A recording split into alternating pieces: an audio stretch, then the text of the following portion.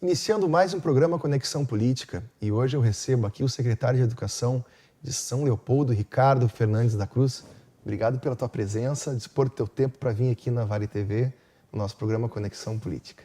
Agradeço, Tobias, o convite, né? E desejo para o senhor um bom dia e para nossos telespectadores também que possam acompanhar ali, inclusive depois compartilhar nas redes, assistir o programa, que eu acho que é importante, né? As mídias, elas são importantes para que a gente possa divulgar também aquilo que acontece no nosso município, né? Para que as pessoas tenham mais conhecimento sobre o que acontece nos nossos lares. Aí, a gente se interessa muito pelo tema educação, especialmente hoje, que vem sendo debatido tanto esse tema com manifestações no Brasil inteiro, agora duas seguidas, né? Agora do dia 30 e da outra semana anteriores, que se intermediou por uma outra manifestação em favor que na verdade foi uma resposta também a isso, né, mas em favor do governo federal e outras agendas também.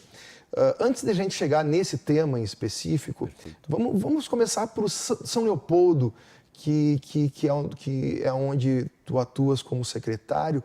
Conta pra gente um pouco da realidade lá, o que tu percebes de diferença que está sendo feita em São Leopoldo em relação aos outros municípios.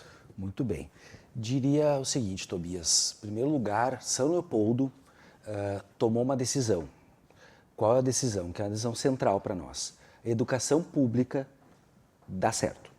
Inclusive, nós trabalhamos com essa hashtag em todas as nossas atividades, né? Educação pública dá certo. Nós acreditamos na nossa rede municipal, que é uma rede municipal fantástica, com profissionais extremamente qualificados. Né? As nossas crianças demonstram sempre que têm a oportunidade, a capacidade que elas têm. Vou tratar aqui, por exemplo, da Motic, e depois posso trazer um exemplo dessa capacidade das nossas crianças e que é catapultada pelos nossos professores, pelas nossas direções. Se nós temos a premissa de que a educação pública dá certo, nós investimos na educação. Por exemplo, se você percebe na região, podemos pegar aqui vários municípios de exemplo, inclusive Novo Hamburgo, né, se mexe no plano de carreira dos professores. Na nossa opinião, isso desvaloriza os professores. Então, nós temos metas. A educação pública dá certo e nenhum direito a menos aos nossos professores. Quando você trabalha nesta lógica, você valoriza os professores que, porventura, por lógica, ele se valoriza, ele se considera valorizado e transfere isso para os nossos estudantes. Então, isso para nós é o centro de São Leopoldo. Nós acreditamos na educação pública, valorizamos os nossos professores e valorizamos os nossos alunos. Então, tudo que nós agimos em São Leopoldo tem isso como centro. Então, acho que isso é o diferencial. Nós temos que São Leopoldo é uma resistência. Lá não se mexe em direito e se valoriza a educação. São quantas escolas no município? 50 escolas. 50 escolas municipais e nós trabalhamos com mais 40 escolas conveniadas. Ou seja, a nossa rede municipal, ela trabalha com 90 escolas. Ou seja, abrange uma quantidade em média de quantos alunos? 28 mil alunos. 28 mil alunos. Se nós contarmos isso tem um impacto enorme, absoluto na sociedade. Sem dúvida nenhuma. Olha, podemos dizer que na faixa, né, até o 9º ano ali, o nosso município tem cerca de 90% das crianças que estudam hoje no município estão na rede municipal. E tu sentes hoje uma necessidade com relação à questão da assistência social e a educação estarem atreladas? Sem dúvida nenhuma. Até porque, Tobias, nós, infelizmente, nós sempre recordamos isso, nós percebemos nas nossas escolas o retorno da pobreza, com muita força nesses últimos 2 anos. Nós, alguns anos atrás, não tínhamos, por exemplo, registro de problemas com crianças, por exemplo, desmaiando, que acontecia há algum tempo atrás, ou que a gente sentisse que tem fome. Hoje nós percebemos. Tanto que a própria quantidade de merenda consumida pelas crianças na escola aumentou enormemente. Ou seja, nós também somos agentes da assistência social em certa medida. A escola precisa estar atenta a isso. E atento a isso, inclusive, que nós melhoramos a nossa merenda no município, né?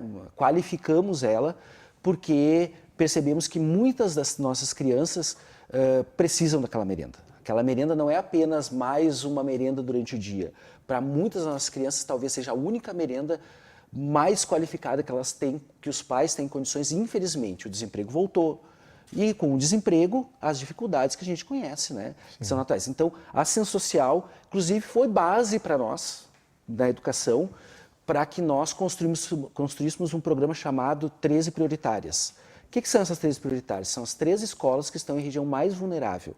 E isso aconteceu a partir do quê? Do estudo feito pela Secretaria, né, de Assistência Social. A partir dali, nós catalogamos quais eram as 13 prioritárias e investimos nelas especialmente. Como é que é a base desse investimento? Como é que ele tem funcionado? A qualificação da merenda passou por isso. Nós temos um programa chamado Mais Educa, onde essas 13 escolas, as crianças participam do contraturno, para que elas possam estarem mais na escola, para que elas possam, inclusive, receber uma merenda a mais. Existe, então, também uma atividade extracurricular? Claro. Hoje, além dessas 13 prioritárias que detêm o Mais Educa, que é um programa específico, em todas as outras nós temos um programa de contraturno que hoje 8.500 crianças participam. Então, além do seu turno, 8.500 crianças participam no contraturno, porque nós entendemos que isso ajuda na qualificação da aprendizagem, né? A criança se compromete mais, ela está na escola, certo? Ela pode ter uma aula de futebol, ela pode ter uma aula de karatê, todas essas atividades... Pouco mais de um terço Pouco mais de um terço das crianças. Claro, queremos para o próximo ano ampliar isso. Além disso, tem um terceiro elemento aqui que leva em conta essa questão da assistência social, da educação, que foram os kits escolares.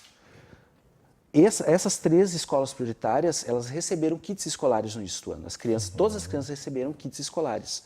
Mochila, caderno, lápis, caneta, né? Por quê? Porque nós percebemos a dificuldade que estas escolas, essas crianças dessas escolas tinham para ter o material. E veja bem, não é uma questão de ter ou não ter o material, é uma questão de que nós entregarmos esse material é um ato pedagógico. Porque nós estamos facilitando para que essa criança possa ter uma aprendizagem. Sim. Não é apenas entregar ter acesso à ferramenta do estudo. Não é né? apenas entregar lá uma mochila, não. Ela tem a mochila, ela tem o seu caderno, ela sabe que ela pode ir com tranquilidade para a escola, que ela vai ter lá o seu lápis para escrever, vai ter sua canetinha, vai ter o seu lápis de cor para desenhar, ou seja, ela tem as ferramentas que precisa para uma boa aprendizagem. Ultimamente a educação, o modo em que eu fui ao menos educado, mudou muito. Hoje existe a internet, os acessos às novas tecnologias, em que a maioria dessas crianças não tem, né, de fato, porque pela condição econômica delas. Então ainda a ferramenta de estudos acaba sendo o livro, a biblioteca. Então são as questões mais elementares que se colocam, que se impõem nessa condição dessas crianças. Mas também existem as outras que dispõem dessas ferramentas novas. Perfeito. Como é que o município tem lidado com essa nova realidade do ensino? Naquele momento, sabendo que o aluno está conferindo lá o que o professor está falando e vendo quais são os contrapontos daquilo, ou muitas vezes também se dispersando do conteúdo da aula e, enfim, tendo acesso a outras distrações. Assim, Tobias, perceba que eu dizia ontem, né, numa outra atividade que nós tivemos, ontem não, há alguns dias na Assiste, nós tivemos uma atividade e esse elemento, né, veio, né, para o nosso debate na Assiste. Eu dizia, é inevitável, certo? É inevitável que a tecnologia chegou, a tecnologia faz parte da realidade das nossas crianças e a educação precisa acompanhar isso, certo? As nossas escolas, por exemplo, são equipadas com o EVAN, né, que é o setor de informática das escolas, onde os alunos, né, acessam esse espaço também para utilizar a tecnologia. Mas, para além disso, o papel do professor também muda, né? O papel do professor hoje não é mais o papel do ser, né, que repassa o conhecimento. Não, ele é mais do que isso. Ele é, na verdade, um provocador. Ele provoca os alunos para o debate. A matemática não é mais apenas a matemática do quadro, né? Ela precisa estar linkada com a realidade. Ela precisa ser mais material, ela precisa ensinar a partir da realidade. Isso é uma evolução, na verdade, uma né? grande evolução. Bastante interessante, porque às vezes a gente não via o sentido prático, né, daquelas matérias que se estudavam no colégio muito, embora elas sejam importantes, sem dúvida, mas às vezes as questões mais elementares a gente não conseguia ver a aplicação. E hoje, com essas ferramentas, ela se torna muito mais palpável, né? Perfeitamente. Esse é o caminho que nós estamos trilhando a partir... Nós temos o setor de supervisão na escola, na SMED, na nossa secretaria, né, que é o setor que exatamente cuida, né, com muito cuidado, né, da formação dos nossos professores, de ter a formação permanente e de contribuir para que as supervisoras das nossas escolas elas possam levar isso para dentro das escolas e trabalhar isso com os professores. A educação, ela não é mais apenas o quadro disso, ela é muito mais do que isso. Uma educação completa, ela passa pela merenda, porque uma criança com fome não consegue estudar, ela passa pelo uso da tecnologia dentro do modelo pedagógico da escola. Então, eu entendo que São Leopoldo já caminha por esse trilho, né? Por olhar para a educação como algo pleno, não apenas algo fechado num quadro e no giz. A nossa rede ela é aberta para isso, e trabalha a partir disso e se propõe a isso. E os nossos estudantes percebem isso. Porque quando você faz, por exemplo, uma motique, o que é a nossa motique? A motique é a nossa feira. O que é a motique? Vamos lá, porque esse é o maior exemplo disso. Ela é a nossa feira municipal, que acontece todos os anos, onde as nossas crianças da rede expõem trabalhos na área da tecnologia, na área humana, em todas as áreas. Da onde esse nome motique? É a mostra tecnológica, tá? Mas o mais importante, não é a motique final. A motique ela acontece uma vez por ano, com toda a rede, mas ela trabalha com feiras em cada escola, que é a preliminar. Cada escola faz uma feira, onde os seus alunos expõem todos os seus trabalhos. A partir daqueles trabalhos é selecionado um número X para cada escola, que depois tem a motique, que acontece no nosso centro de eventos todos os anos, onde os alunos expõem, né, de cada escola. Inclusive, com vários desses trabalhos ganham credenciais, participam de amostras nacionais e internacionais. Temos alunos nossos que foram para o México, que foram para o Equador, certo? Ou Como seja, faz daí depois essa logística? O município apoia? O município apoia em partes, nós trabalhamos desta forma, o município apoia em partes e a comunidade que abraça, né, a feira, ele também ajuda, né, com os seus meios frangos, rifas, enfim. Sim. Ou seja, há uma conjunção aí entre comunidade e município. É uma mostra fantástica. Viável. Mostra fantástica. Vamos para o centro de evento lá, centro de eventos, e as crianças expõem, são mais de 300 trabalhos expostos, né? O que se tirou dali já? Quais são os caminhos que se buscou nessa amostra? Que parece ser bastante interessante, né? Essa amostra, ela é, diria que a maior amostra de escolas municipais do estado, sem sombra de dúvida. O que se tira? Você imagina o seguinte, são crianças que expõem, e que já começam no método científico desde pequenininho, que já desenvolvem, né, a sua capacidade de construir novas questões para a sociedade desde pequenas.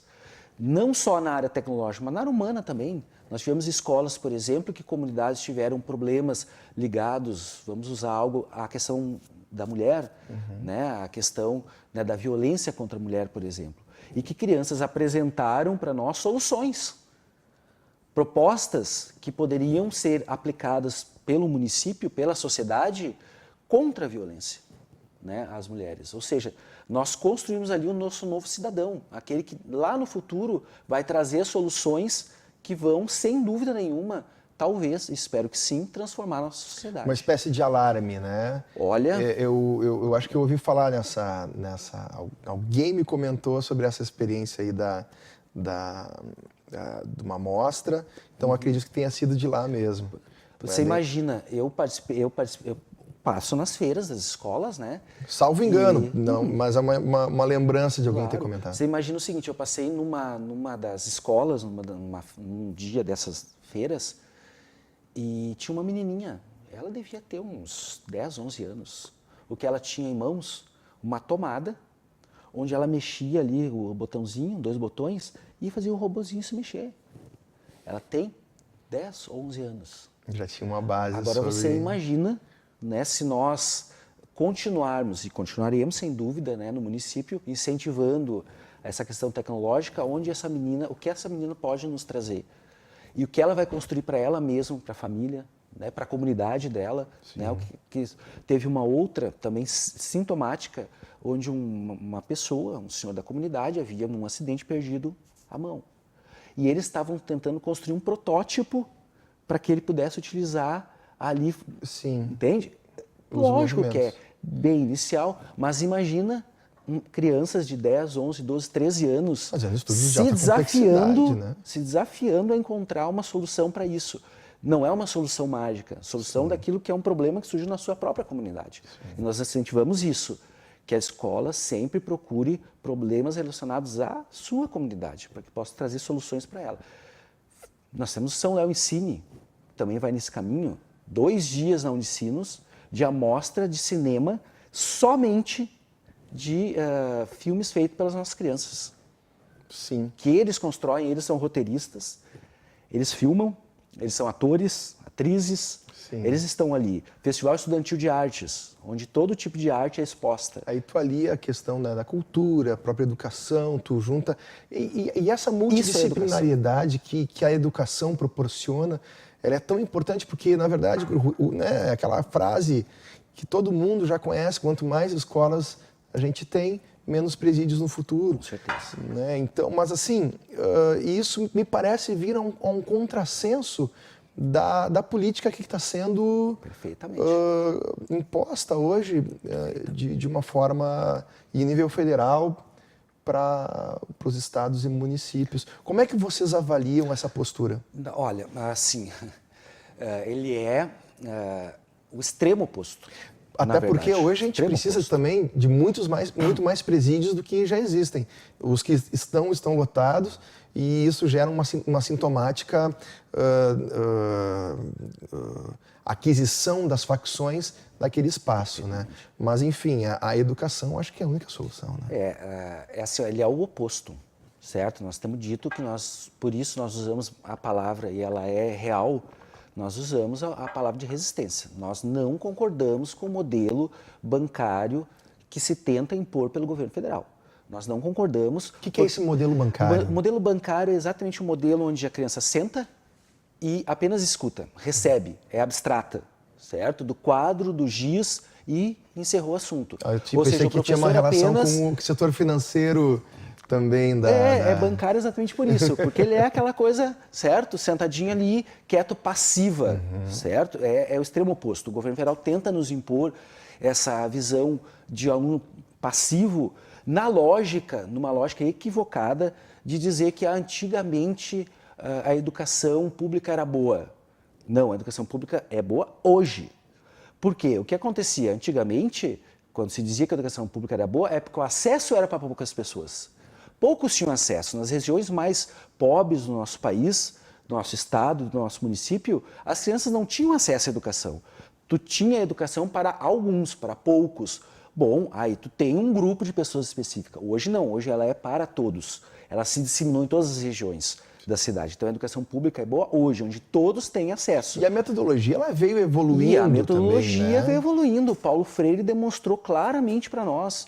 Ou nós saímos dessa educação bancária, ou os nossos níveis de evasão cresceriam, ou nós não teríamos cidadãs, nós teríamos apenas pessoas que decoravam, faziam uma prova e 5 minutos depois aquilo desaparecia, porque Se não diz que fazia o Paulo sentido. Freire é o grande responsável pela falta de educação hoje. É o que eles tentavam dizer, né? Eles tentavam dizer, não tem educação porque é muita crítica. Não, mas essa é a base da educação. A educação é isso. Quando você concretiza a educação, ela automaticamente ela é crítica. Ela já é crítica por natureza. Quando tu tem uma aula de matemática, quando você compreende aquilo que está sendo passado de forma concreta, você automaticamente já está fazendo uma crítica sobre aquilo. Isso Ou faz seja, parte. tu retira a palmatória da sala de aula. Exatamente. Tu transforma a educação em algo vivo, algo real, algo que faz diferença na vida das pessoas. É isso que nós precisamos. Você comentou no início, é muito importante conhecermos, eu que sou da área humanas, né, sociologia, mas tem história, eu quero saber que dia descobriram o Brasil. Eu enxergo ali em qualquer Google vai me trazer isso. Eu vou lá no Google, boto que dia se descobriu o Brasil. Agora, de que forma, como aconteceu, por que aconteceu, quais são as consequências, isso a tecnologia não te traz. Isso que te traz é o quê? É o mediador, que é o professor, que vai trabalhando essas questões com você e você vai construindo isso a partir da sua própria lógica, certo? Ou seja, você precisa provocar o aluno para buscar o conhecimento. O computador não traz isso, né? Ele não traz consequências, isso é uma discussão. É como um livro, ele está lá parado, a informação só vem, né, a partir ele tem que ser mediado pelo professor. O professor precisa mediar esse conhecimento, ele precisa provocar o aluno para que ele faça as suas descobertas, o seu conhecimento. Procure isso. Isso é o mais importante. E é isso que hoje a educação caminha. A educação caminha deve caminhar, infelizmente, o governo federal está tentando barrar esse modelo, está tentando barrar essa ideia da educação em evolução, tentando retornar ao modelo de educação que, inclusive, tenta, podemos dizer assim, praticamente nos coagir. Né? Em São Leopoldo, nós somos muito claros com os nossos professores, com os nossos estudantes. A liberdade de expressão, a partir de um decreto do prefeito, não é permitido. Não é permitido, sob hipótese nenhuma, qualquer coação a professor ou aluno. A liberdade está garantida, liberdade de expressão de professores e alunos, para que a discussão flua, para que os nossos alunos possam crescer, aí construir o seu próprio conhecimento e não serem passivos. A gente sabe que a liberdade de expressão é uma garantia pétrea constitucional, né? É desnecessário, mas é fundamental também como ato político para esclarecer que o ambiente escolar, o ambiente universitário, é o ambiente do conhecimento de livre discussão, né? Mas a liberdade de expressão, ao mesmo tempo, a gente também precisa saber que ela é limitada também. Claro. Né? A partir do momento em que se agride a honra, né? as questões individuais, terminou o limite da liberdade de expressão. Né? Então, o que se discute agora é até onde vai essa liberdade de expressão dentro da sala de aula. Perfeitamente. Né?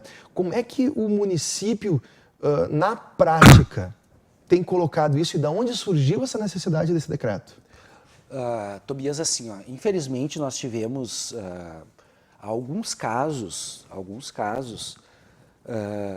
de tentativa de coação, né, de pessoas ligando para a escola, dizendo, olha, eu sei o que vocês falam em sala de aula, certo? Ocorreu um caso, inclusive, mais absurdo, não é mais absurdo, mas também absurdo, por exemplo, de uma professora que tinha um projeto dentro de uma escola que trabalhava as questões de gênero, inclusive com debates, né, com convidados externos, né, para tratar a questão. E ela foi ameaçada. Para que não fizesse o projeto, não fizesse o debate, porque sabiam, né, o deslocamento dela, enfim, esse tipo de questão. Imediatamente nós agimos. Né? O decreto também veio nesse sentido de dizer para os professores o seguinte, vocês fiquem tranquilos, porque nós estamos defendendo o direito de vocês de cátedra, que está garantido na Constituição, direito na LDB. A LDB garante, né, o direito de cátedra de todos os professores. Inclusive, saiu o projeto, eu estive presente, nós fizemos o debate. Por quê? Porque não é uma questão de alguém querer ou não. Os nossos professores de São Leopoldo cumprem a legislação. Onde é que a liberdade de expressão está barrada? Barra-se naquilo que manda a legislação, né? Na lei. A lei é que rege o que pode e aquilo que não pode. E os nossos professores, eu tenho absoluta confiança que todos e todas cumprem o que manda a Constituição, a LDB. Cumprem a sua tarefa de professor.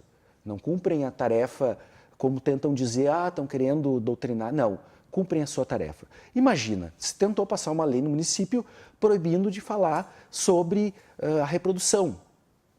Para poder falar sobre reprodução, precisaria pedir autorização dos pais. Com todo respeito, isso está em todos os livros didáticos, nós falamos sobre isso de forma técnica. O professor de biologia trata da questão de forma técnica, não de outra forma. Bom, nós garantimos via Câmara, os vereadores inclusive votaram contrários a esse projeto, né? Então foi derrotado. Por quê? Porque os professores de biologia precisariam, a cada momento que eles fossem tratar qualquer assunto, precisariam mandar uma autorização para os pais para pedir para retornar. Imagina, isso tornaria a aula de biologia, de química, quase inviável. Sim. Então, a nossa defesa nesse sentido. Alunos que os pais não permitiram falar sobre reprodução vão para a salinha lá e qual é o jogar problema? Xadrez. Qual é o problema disso? O problema disso não é falar. O problema disso é que ali está um conhecimento técnico construído ao longo da história da humanidade que nós estávamos tirando das crianças. Inclusive, a gente sabe que os pais eles têm autonomia de já chegar na escola e dizer, olha, nós não gostaríamos que o aluno participasse de tal atividade. E aí a escola tem essa autonomia de segregá-lo, né, vamos usar esse termo, para outra atividade ou direcioná-lo para outra atividade, né? Mas agora transformar isso numa condição parece bastante estranho. Conta rapidamente, a gente tem poucos minutos, mas conta rapidamente como é que aconteceu aquele trabalho em uma das escolas em que houve uma invasão. Sim, foi outro dos motivos, entre vários, que aconteceram. Graças a Deus fique registrado que no último período, fruto dessa nossa ação, né, isso refluiu. Nós, em São Leopoldo, conseguimos refluir essa tentativa de nos coagir. Vamos manter essa posição. Mas o que ocorreu é que, no dia, inclusive, da votação, né, um votante, né, esteve numa escola e tentou, e na sua sessão, haviam trabalhos feitos pelos estudantes e pelas estudantes sobre o nazismo, né? E essa pessoa, não sei porquê, ou talvez sei, né? Mas associou como se esses trabalhos das crianças, de um assunto tão corriqueiro em todas as escolas, dentro do programa, solicitou que retirasse os trabalhos sobre o nazismo das crianças, que não foi acolhido pela responsável lá pela escola, né, pelo responsável da eleitoral. No dia seguinte, infelizmente, a escola foi invadida, esta é a palavra, né, entraram nessa sala de aula e rasgaram os trabalhos das crianças, né? Não mexeram em nada mais na escola, ou seja, deixaram claro que o objetivo era realmente retirar o trabalho. Ou seja, com mais uma demonstração, né, dessa tentativa de ataque a qualquer assunto, e este é o problema. O problema central é que é um ataque a qualquer tentativa de se discutir aquilo que não está naquilo que alguém gostaria que estivesse. Ou seja, que o governo federal não gostaria que estivesse.